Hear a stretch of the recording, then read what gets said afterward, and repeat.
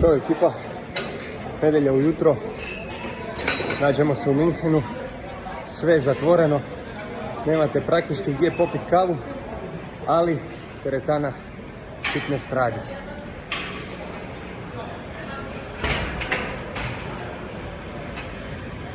To mi je drago čuti, to mi je drago vidjeti, nevjerovatno koliko puno starije populacije ovdje ima u nedjelju ujutro. Trenutno sam u jednom velikom fitness centru, ja mislim da je trenutno sad 100-tinjak ljudi ovdje aktivno trenira, međutim jako veliki fitness centar, niko nikome ne smeta.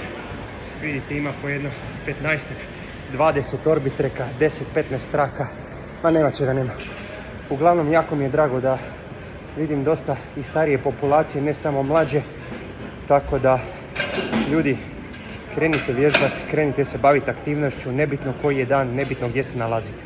Vidimo se.